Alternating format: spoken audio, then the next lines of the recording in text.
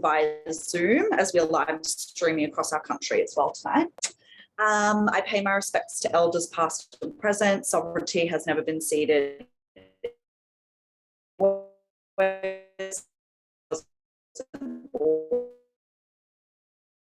be Aboriginal land at the back there, or there's some inside and up the stairs. At sort of like 7:15, we'll jump into like a quick Q&A.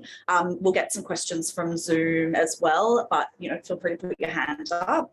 And if you haven't already purchased the book, you can also do that inside, and we'll do a little book signing in there as well afterwards. The bar will be open if you want to get another wine or, So yeah, just make sure you pop your phones on silent as well. So I'm going to do a little quick introduction of Kate Hunter, who's our in-conversation person tonight. Kate is the author of the Mosquito Advertising series of novels for young readers, a picture book called A Curry for Murray, countless ads and thousands of tweets. In 2019, she re-enrolled at the University of Queensland to finish the BA she began in 1985 and is currently working on her first novel for adults. Fascinated by remote places and complicated people, Kate dreams of traveling to Antarctica with her almost grown-up kids. Kate and Jane believe they met sometime in the late 1990s. Put your hands together for a Thank you so much and welcome. Welcome to Brisbane Jane. Now, it is my very great pleasure to introduce my friend Jane Caro, AM, which means a member of the Order of Australia. Jane is also a recipient of a Walkley Award for Women's Leadership in Media. She's a prolific writer, sharp thinker, a fierce advocate for women and girls, public education and climate action. Jane will be familiar to many from her appearances on The Drum, Q&A and Sunrise. She has presented many documentary series for Compass, writes regular columns for Sunday Live and co-hosts the Women with Clout podcast. On top of all that, Jane recently announced she's running for a New South Wales Senate seat in the upcoming federal election. I wish you could vote for me. You can go on the website, volunteer and donate. For reason.com.au. In her spare time, Jane has written some books, 12 of them in total, I think. They include a trilogy for young adults about Elizabeth Tudor and a number of books about the dire strait of Australia's education system. Her most recent non-fiction book is Accidental Feminists, an extraordinary read about the fate of Australian women in their 50s.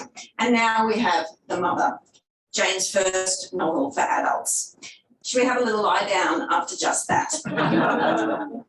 Now, I have to say The Mother is a cracking book. Funny story, I think it was last Wednesday, I came out of a uni lecture, which I did actually attend in person rather, with purpose.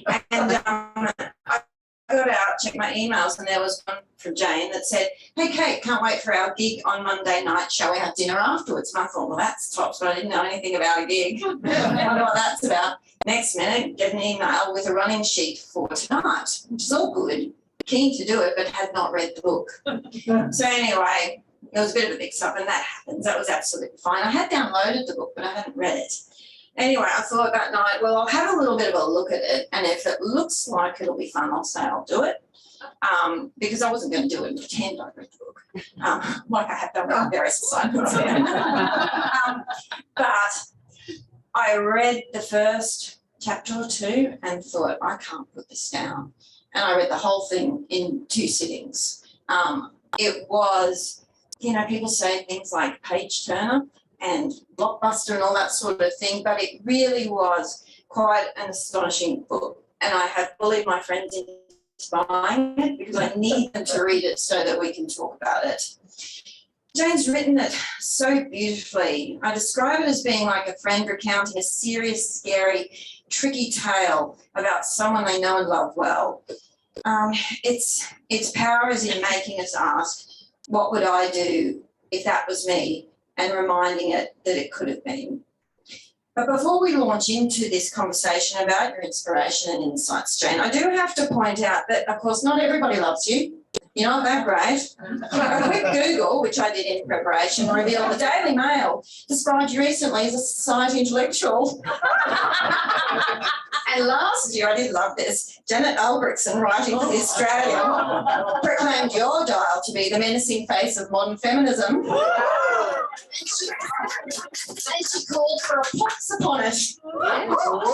And Not so far. And here you are with the temerity not only to write a novel about a sensitive topic, and now you're travelling the country, bold as brass, talking about it. What made you decide to do such a thing? So anyway, to begin, I'm terrified of telling people about the story of the mother without giving the whole thing away, because in some ways, in part 2 in particular, it does read like a thriller. So could you please explain the premise and the story in a way that doesn't, spoil it all? Give you the spoilers, yes.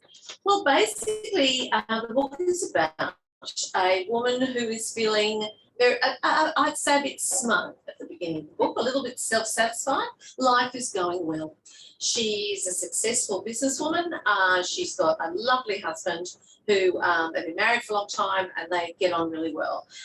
She's got 2 daughters, one of whom she gets on extremely well with, the other one she really wants to get on well with, but there's always something that makes it difficult. She has a granddaughter who she adores, beautiful house, beautiful garden, tick, tick, tick, tick, tick, tick, tick. The problems are minor ones. The advantages are major. And then her daughter, the younger one, the one she has a stretchy relationship with, even that gets fixed. She meets this amazing guy, like the suitor from Central Casting. He's tall, he's handsome, he's got JFK hair, he's a vet, next best thing to a doctor. In fact, probably better than a doctor. It's just awesome. And she's really quite relieved because she thinks to herself, oh, good, somebody else can worry about Alison. I don't have to worry about her anymore. Pete and I can have the life that we want to have now that our kids are grown and married and literally somebody else's problem. Except suddenly, completely out of the blue, her beloved husband leaves for work one morning and has a major stroke and basically drops dead from the stroke. That's not the spoiler. No, that's not the spoiler. It's on the back of the book. Yeah, that's small beer. So she's devastated, as you would be. But she's also really angry. Like, she's really angry.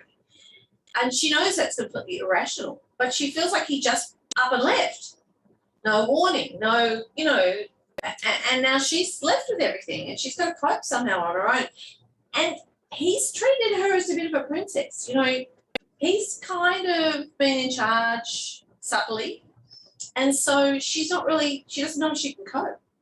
And then she finds, and she really needs her daughters. She really needs to turn to them. And the older daughter, Fiona, that's okay, but she can't get anywhere near Alison. Ali and her husband, Nick, have moved to the countryside in New South Wales, a place called Dungog, because he's a vet. So he's a large animal vet. So he works in rural practices. So they've gone out there. It's not that far, but every time she tries to go and see them, there's a reason that it's not convenient, it's not the right thing to happen, and things start to go a bit odd, and Miriam can't get a handle on them. And she keeps thinking, I've got to leave them alone, I've got to give them space, I'm too needy, they're madly in love, they don't want their grief-stricken mother-in-law hanging around like a misery, So she's giving all sorts of reasons to herself why this is perfectly reasonable behaviour. Then she finally, when Ali has a baby, quite quickly, which surprises Miriam, and I think possibly surprised Alison, but she does get to go and visit. And at first, she's kind of a bit, what's she going to find? Because Nick kind of says to her, I'm worried about Alison, the house is a tip, all that. She gets there and everything seems perfectly fine. So she's constantly not quite knowing what's going on, worried they're not worried, worried they're not worried. And it seems that Nick has recommended that Alison see a psychiatrist, then she's got postnatal depression. And the mental health nurse comes and visits. And so Miriam thinks, perhaps Ali is, really suffering some mental health issues. And so it goes on and so it goes on. And then finally, one day, out of the blue, as far as Miriam's concerned, Ali and the two small children, she's had a little girl by now as well, arrive on her doorstep, having left Nick and fled in fear of their lives. And after that, you'll have to read them. Good. So I'm going to push you on that just a little bit more, because I think one of the things I really enjoyed about the book is the characters are actually very complicated. The personal story is very nuanced. But put that aside for 1 second, and I want you to revert to your advertising persona and just give us a little top line summary of the three major characters, Miriam, Ali, and Nick, just to describe who they are and what they do, if you were to just give us that little nutshell.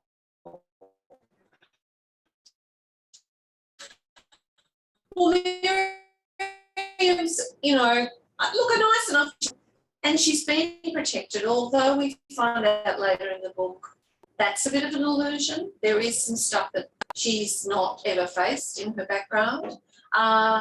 So she's a woman who looks forward. I'd say she's quite risky. There's an impatience to her, and she's critical. She's critical of herself, but she's also critical of others. This changes as the book goes on. Then Alison is the daughter that Miriam worried about from an early age, because she seemed a bit more fragile and needy than the older daughter. And Miriam by this time was sort of moving away from being a full-time mother, and so she sort of resented the neediness. She wanted to get out and about and doing the things she wanted to do. And so she knows that Ali resents the fact that her mother worries about her more than she worries about her elder daughter. She worries about her more because she feels like she was a worse mother with Ali than she was with Fiona.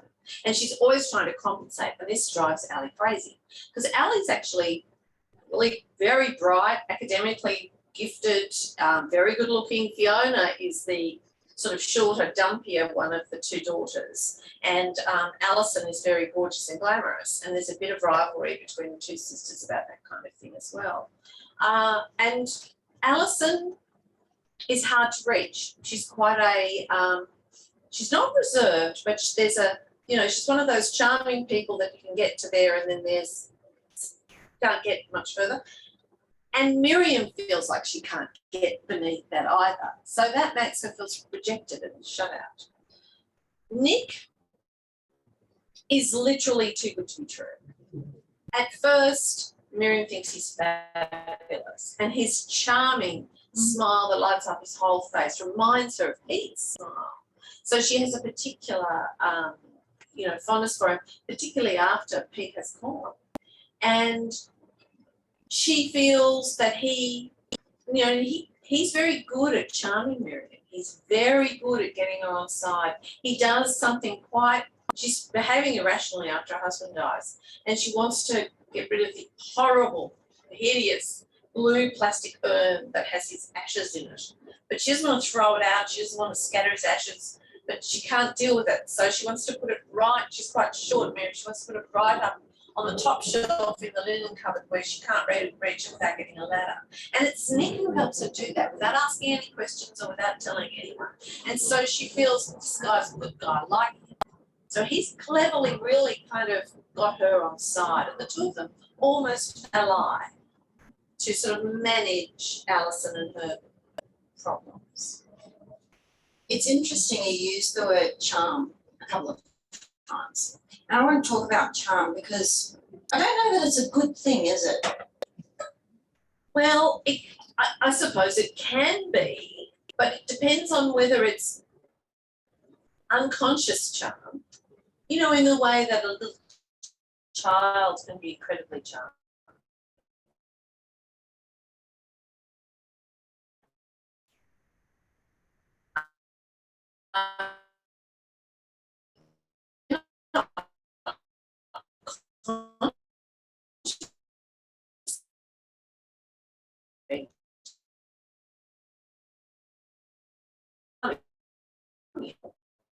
This is about conscious when there's something and turn off flag.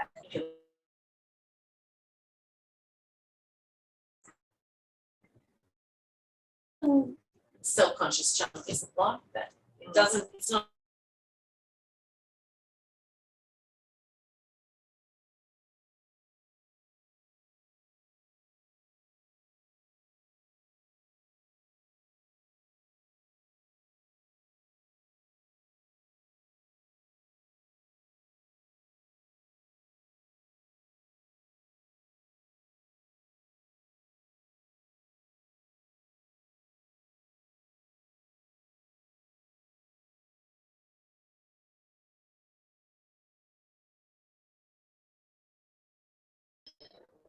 does fall apart. You know, we're saying a lot of us are, you know, one nice husband away from being on the streets. It's true. And I was thinking when I was reading it that Miriam's daughter Ali fell into exactly the situation women who grew up in the 50s and 60s fall to escape. How do you think about that? Do you think we've made any progress at all with that? Yes, I think we've made some. In that I think that the number of women that now we recognise when women fall into that actually it is a manipulation and a trap. Whereas in the 90s, 50s and 60s, we thought that was the romantic bit. That's what you wanted, that's what you were supposed to. A vulnerable position, by the way, that gets swept off your feet. That's a really terrifying place to be. Yet it's something that was held up as the kind of be all and end all for women of my generation, that it was all about waiting until you got, you found the spunk, you know, that you were going to marry, or at least the spunkiest guy you could attract. And then that was your future, that your job was then to be his wife and to raise his children and live happily ever after. And the happily ever after thing was always a crock of shit. And I suppose this book is really about the danger of believing. Miriam believes it, Ali believes it, Fiona doesn't believe it. The danger of believing that a man is the answer to your problems. I want to mention another writer here at the moment. Elizabeth Gilbert, who most of you will know, wrote Eat, Pray, Love, which has to be one of the biggest selling memoirs of all time. She once said that there's more of the real Liz in her fiction, particularly The Signature of All Things, which I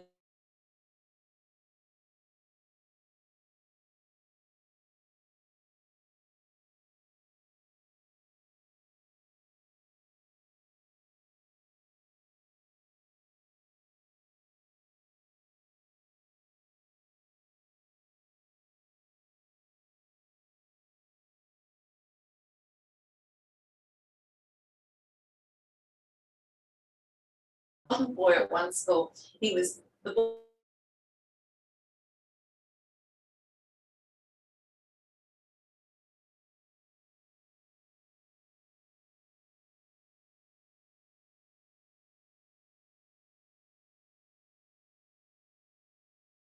that, and he got to ask his question. His question was a great one. He said, "You say this book is about Elizabeth Tudor, but it's really all about you, isn't it?" And I said, "Yeah, of course it is." I said every novel is about the novelist. Every novel is about the novelist because it's, you know, it's an unconscious drive that makes you go, this idea is the one that I'm gonna go with. And you don't necessarily, I certainly don't know, some novelists may be much more analytical than I am, but I don't know why I'm driven to write this particular story. And when I'm creating the characters, I'm at pains to say to people, and I said to my daughters, they're not anyone else, they're bits of me and what I do and think and say blown up into a whole person. Basically, that's how I've sort of done it. I put myself in the shoes of a completely narcissistic, screwed up person like Nick, and then I imagine what I would react and how I would behave if that's who I was and that's where I was and that's what I was doing. And the same with Miriam, you know, an outwardly confident but inwardly actually very insecure person. You know, I have those insecurities, I have that outward confidence, but that doesn't mean that's all I am, you know. So it's sort of, you divide yourself up, but you're really exploring bits of your own self, and you have to, because how do you make these people real unless they come out of emotions and things that you have also felt. It is a bit of a masterclass, and when you're trying to write something, it's like, it's all about what if. So you did say that the characters and the story came to you fully formed, which doesn't happen very often. So you can talk a little bit about that, because I don't know, were you thinking about writing a novel for adults? Was it something that you wanted to do, or did it literally descend upon you? It descended upon me. It was after one of those horrendous murders, suicides, where the guy, those headlines we come across, far too often, where he killed his wife and children, and then himself. And I saw a photograph. It was, it was all in the papers and everywhere you looked for a few days. And I saw a photograph in some news story of the woman who was killed and the children. And next to them was an older woman. It wasn't her mother. I guess it was her grandmother or something. And her face, the older woman's face, was pixelated out. And I was looking at this woman because I'm a mother and a grandmother, and I was thinking, how must she now be feeling, just devastated? And then I thought, well, how would I feel if it was one of my daughters and I suddenly, they were in this terribly terrifying situation, and a relationship with a completely obsessive person who was just not going to stop. I mean, what would I do? And then I thought, well, I know what I'd want to do. And that's when the idea started to nag at me and say, write me, until I did. I've described it sometimes like, when you're trying to sleep and the baby's crying and you pretend to go to sleep and you go, actually, I'm going to have to deal with this. So there's no way around it. So that happens, not so much with babies these days, but with stories it does. One of the things I most enjoyed was the complexity of the characters, as I said before, and how they struggle around questions to do with blame and whose fault it is. And we get very shouty now as soon as you say something, don't blame the victim. But even Miriam blames all sorts of people, including herself. After all, at one point she does blame Ali. Ali rushed into a marriage. She was a smart girl. Why didn't she say anything sooner? Why did she have children with him too so quickly? Miriam does have those moments, and she's blaming all sorts of people, and the only one who never even has a moment of self-questioning or self-blame is Nick.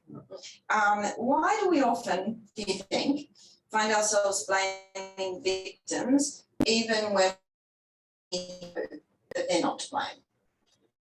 I actually think it's a wonderful book. I'm very good at selling other people's books, I've noticed. There's a wonderful book, it's quite old now, but it's called Smile or Die, The Cult of Positivity, and it is by Barbara Ehrenreich, who's a really fantastic American writer. And she writes about this book comes out of her experience of getting breast cancer, and basically being told by well-meaning friends and all sorts of people that if she just thought positive enough, she could defeat the breast cancer. And she said, but the problem is when you're diagnosed with breast cancer, you don't feel positive. Actually, you're terrified. And then it becomes this awful cycle where your natural terror of I might die then becomes, but I can't, because then I'll make it worse and it'll kill, so you get into this appalling anxiety state going round and round and round. And she then analysed, she gets over the breast cancer, but despite her totally negative attitude, and it awakens her interest in, why do we do this to people who develop life-threatening illnesses or are sexually assaulted or are, in an abusive relationship? Why do we say to them, oh, well, you didn't, or you should have, or why did you, or, we come up with all sorts of reasons why somehow they've brought their own fate upon themselves. The cancer victim's death is their own fault because they weren't positive enough. And her theory, and I think it's absolutely right, is we do it to protect ourselves from the reality that life is chancy and terrible things can happen, and they can happen to anyone. And so we tell ourselves, oh, I'd never get raped because I'd never go there dressed like that, I'd never get drunk, I'd never go with a guy like that. I'll never be a victim of domestic violence because I'll never marry a man who'd do that. I'd never behave like that.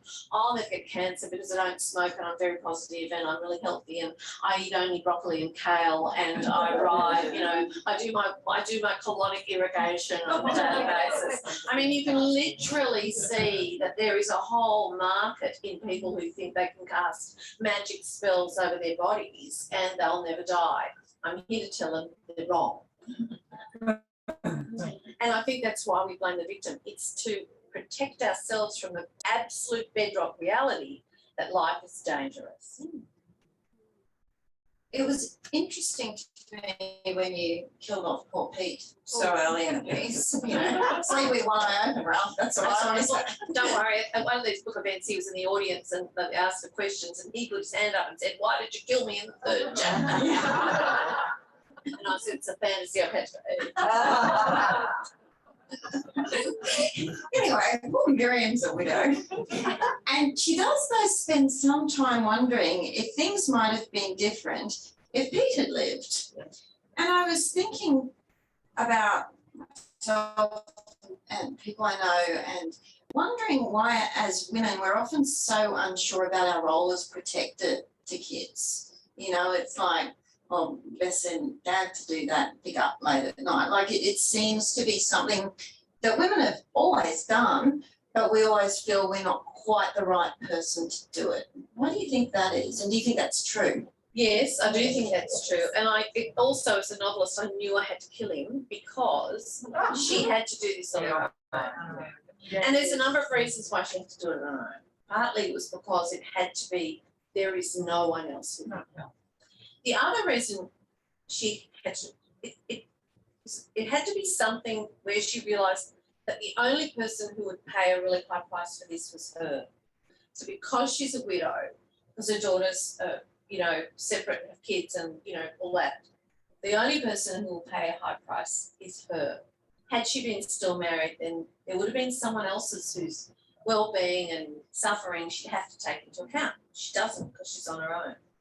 And I do think she thinks to herself, and she keeps thinking, maybe he could have come up with a better solution that I haven't thought of. And I just think that's human. I just think we all worry that we haven't thought through things properly and that the partner with whom we share things, and Pete was always the sort of sensible, grounded one in the partnership, so he'd bring her down to earth all the time, and she's aware of that.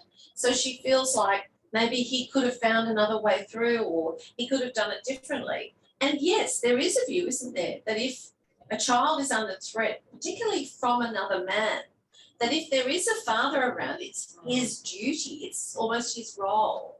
Now, I don't agree with that, but I think that that's nonetheless how we still all think and respond. So there were lots of reasons why I had to get rid of poor Pete. Yeah, poor Pete. Did you make the Duffy Franklin brothers family middle class from the leafy North Shore because that's closest to your personal experience, so you could write it authentically, or to make the point that this kind of trauma can happen to anybody? Well, both really, but most importantly the second one, because we have this kind of, again, it's to do with the protecting ourselves from the reality of danger, that we say, oh, well, that kind of thing only happens to this weird group of people who are probably already marginalised and a bit deficient and living on the edge anyway, and, they're the guy who does it is a monster, he's been in and out of jail. We have these stereotypes as to who actually suffers from this stuff. And we actually have the statistics that show that that is completely untrue. In fact, just a couple of weeks ago, the Institute of Criminology analysed all the domestic murders over the last 10 years or something. I'm pulling that out of a hat, it could be 5, I don't know, over a period of time. And what they found, they analysed the characteristics of the murderer, and they found that 33% of them were these very high functioning, often quite very respectable, professional. Everybody said they were a good bloke, no history of violence, no trouble with the police, and yet they went on and did this horrendous thing. That's 33% of them. That's not a tiny minority, that's like huge. And that describes Nick to a T. And those are the ones where people say, but he was a really good bloke. Like, I never saw this coming. And so I thought it was important to set it amongst middle class people, because I wanted people to say, well, yeah, it could happen to anyone. It doesn't matter who you are. And also, I'm comfortable writing about it. I'm not appropriating and writing about people that aren't, that I don't know. It's also why I made the story from Miriam's point of view. Because it's not my lived experience of abuse and coercive control, and nor is it hers. So she's us.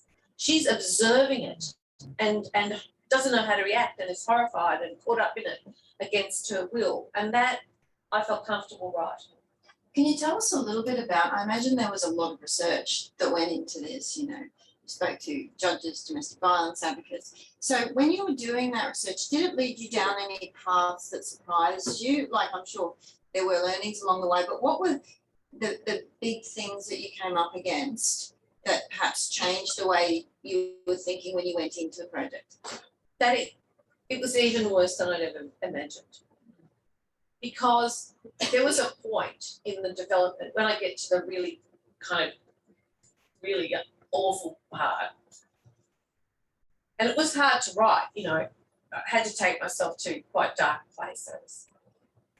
But I had a technical problem as a novelist. And it's funny, when you're a novelist, there is a lot of technicality into putting it together. And that kind of protects you from the emotional, because you're thinking about the technical issue as well as, and that just gives you that little bit of distance. A bit like, I guess, being a therapist, you know, dealing with horrible situations. You're in your professional sense, so you can deal with it without necessarily getting totally caught up and therefore not being very useful to the person you're treating.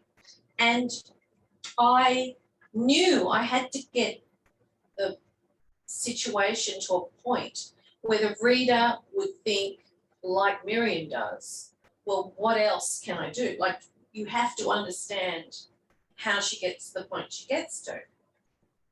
So I'm writing all this stuff, really the darkest reaches of my imagination. And at one point I thought, oh, I've jumped the shark.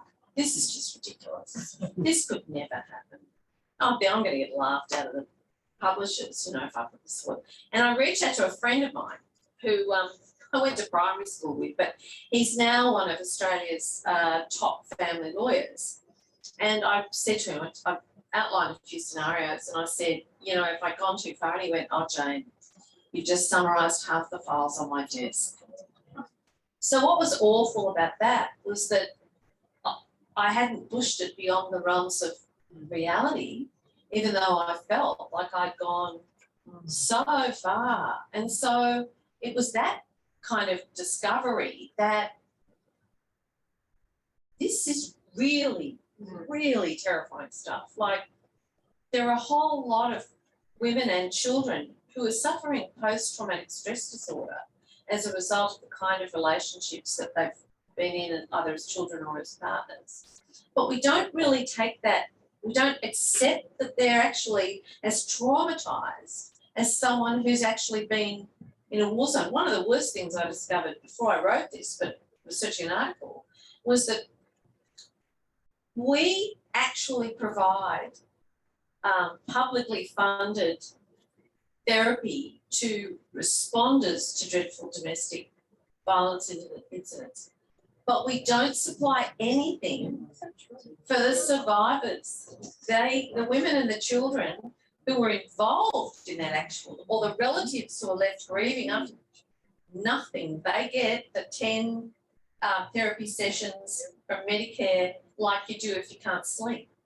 It struck me, the amount of time, the period that was leading up to things was over a very long period of time, really. And often when we see things on the news in the paper, that was just the end bit. And so there was this drip, drip, drip, and you can absolutely understand. We go, I can explain that, and this was a bad day, and it really is the mythical frog in the boiling water. So I was going to ask, as we sort of start winding up, you've had a public profile for a very long time. You've written a lot of ads. You've got a blue tick on Twitter. Quite jealous. You just ask for it. Embarrassingly, I have been the person who Googles how you get it. Anyway, so you've got a voice. You've published lots of articles and opinion pieces. Why take on the issue of family violence in a novel? I'm going to suggest, and Ashley can agree with it, I think we're sort of turning against the 140 characters or whatever it is now. We're going back to the power of story and experience and what we used to talk about, persuasion, to say, well, just the shouting isn't working, but if we can plug people into a story, maybe we can not change things overnight, but empathy does a lot. I think it's, for me, it's like, I think Jess Hill's book, See What You Made Me Do, which I use as a really valuable resource for this, is absolutely superb and really important, and has, I think, changed a lot of things and a lot of attitudes, which is really fantastic. So I don't think it's just one or the other. I think it's a combination. I've often thought that, you know, any kind of major change in society is a whole lot of people doing their thing, and they all end up being, you know, a force that moves the whole dial a bit further. I wanted, and I checked out before I started writing the story, even though it was poking me in the, you know, chest and saying, write me. I went and saw Annabelle Daniel, who's the CEO of Women's Community Centres and Shelters, rather. Fantastic organisation. And said, you know, do you think it's, you know, is it okay to write a novel about this? And she said, oh, I think it's a great idea. And she said, we need it because with the non-fiction, people who are already open to the idea of that kind of thing and interested in finding more are going to pick up those books. But fiction gets a different audience. It gets people who might sort of think, oh, I don't know if I can read a whole book about that, so maybe I won't. It gets people who love thrillers and love murder mysteries and love all of that.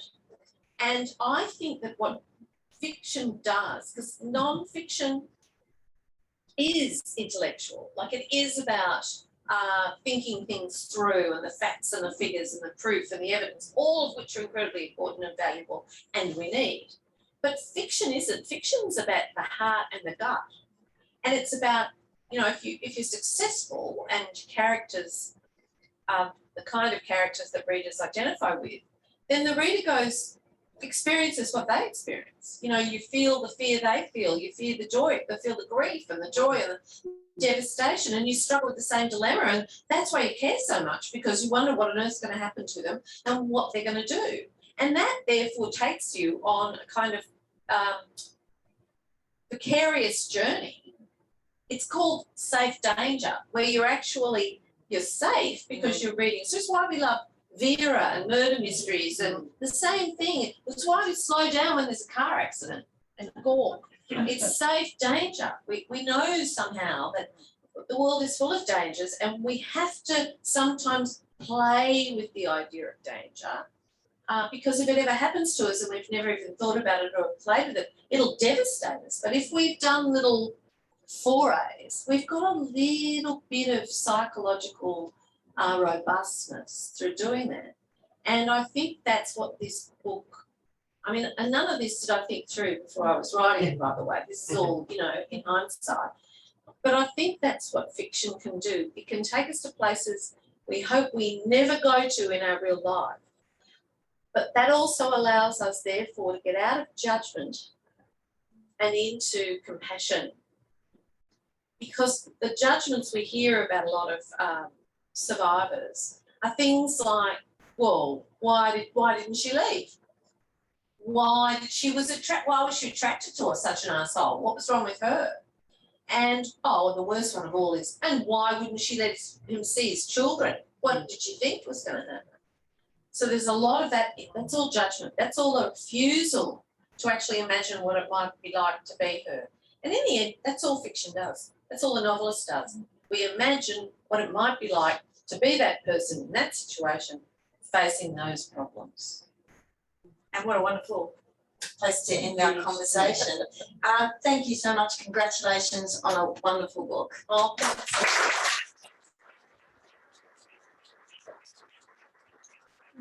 Some questions. Yeah, I love questions are my favourite bit. Is there anyone up the back who wants to say, you say this is about Miriam, but it's really about you? Anybody? Fiona? So, Jane, did you to other crime writers when you were writing this? Is there any authors that inspired you? Because for me, I think crime writers are people who are tackling those big issues, whether it's homelessness, domestic violence, all kinds of things. So I'm wondering, did you look to anybody for inspiration? I didn't actually, but I do read a bit of crime, not heaps. I'm a bit of a historical novel person rather than a crime fiction person. But I do read some Michael Robotham. I do read a number of good. I love, for example, It's a Perfect Marriage to me, C.J. Sampson's crime novel set in Tudor England. So I'm sure they influenced me in an unconscious way. But I literally just sat down and started writing it, and I got a literary agent, Jacinta Demaze, who's fantastic, and she said, "Okay, write me 8 chapters," and so that's what got me started, because I had to write 8 chapters, and I just and my editor Ali Laveau at Allen and Unwin actually did some really big structural change, or got me to do some quite big structural changes with the first draft, which really improved the whole thing. So I've had a lot of help along the way, being a first time. And it's funny, I never thought of it as a crime novel, but I suppose it is. Anybody else? I was just going to ask about that male character. I haven't read the book, but we hear a lot about violence from your experience. But did you come to any conclusions about what makes a person cause what creates that man, that person, why they do it, what are they experience? I don't go into that a lot in the book, because it is all from Miriam's perspective. So we know what she knows, and she doesn't know what's made him. There are hints. That some things in his childhood were a bit odd and bizarre. That his father descends into dementia fairly early in the book and is quite aggressive in that dementia. So there's a hint that perhaps that was something that, even though he seems like a courtly man when you first meet him, rather old-fashioned, that there may be another side to Morris. There's also a scene in which Nick, who's drunk, waylays Fiona's husband Liam in a pub and harangues him about the importance of the marriage vows and how he would never leave his wife, and even though she's crazy, he was going to stick with her because he really believed. So there's a hint that there's an old-fashioned kind of my wife, my children, mine. But I think at bottom he's a narcissist, and he's the only child of older parents, and so there's a sense in which he's never been thwarted and doesn't know how to cope with being thwarted. But I leave that really to the imagination of the reader, but I do give little. And at one point, Miriam, looking at her grandson, Teddy, who looks a bit like his dad, and he's asleep, and she thinks to herself, what happened to make Nick?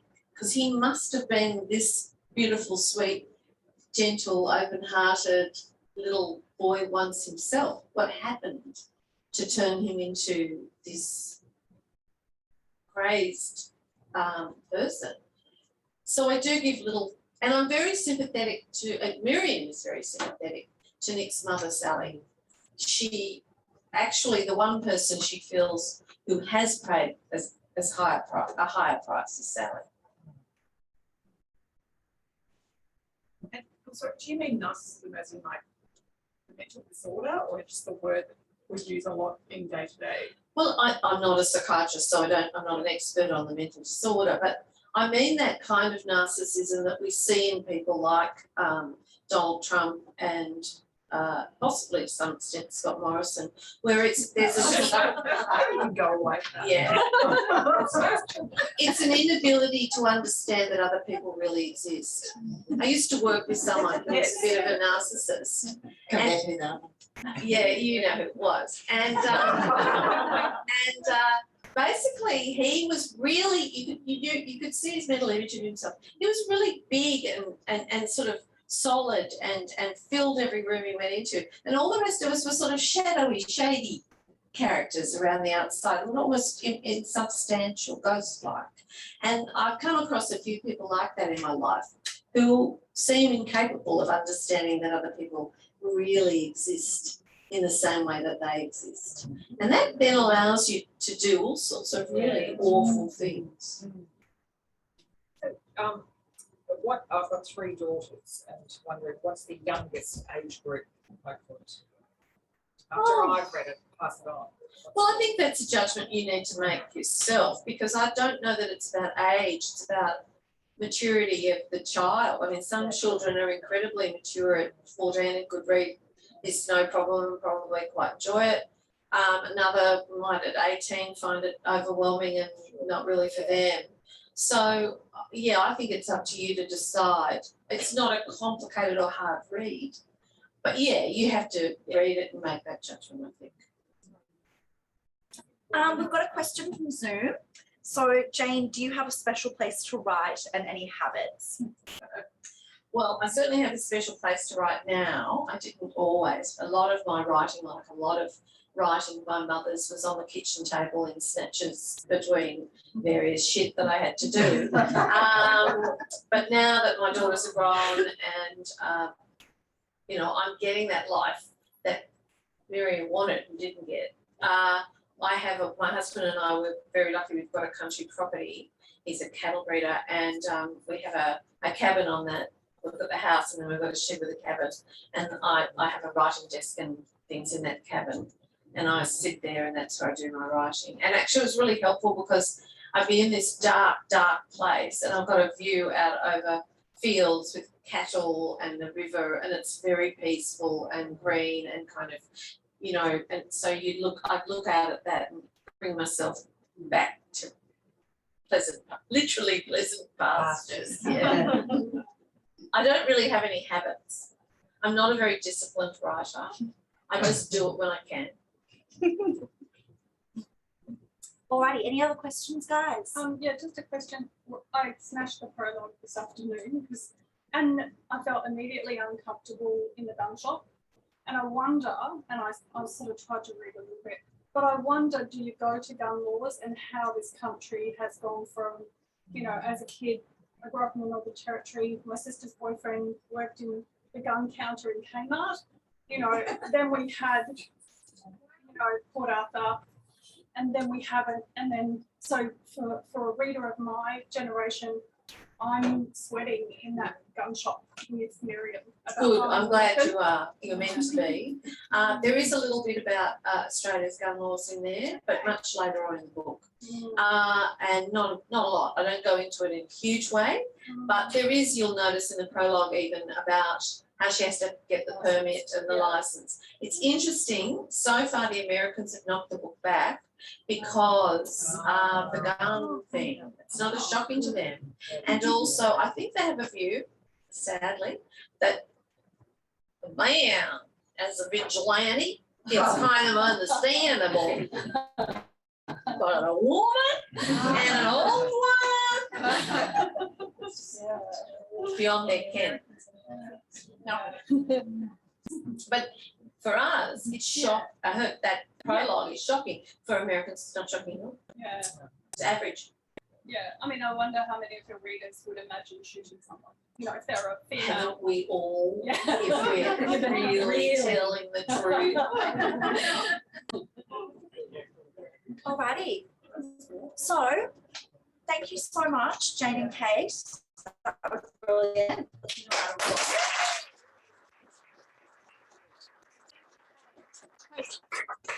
Now, we're going to do a little signing inside. So we'll bring you guys in. The book's available to purchase and the bar's still open if you want a little tipple to end it and a little wine. We'll grab you one. Thank you so much, guys.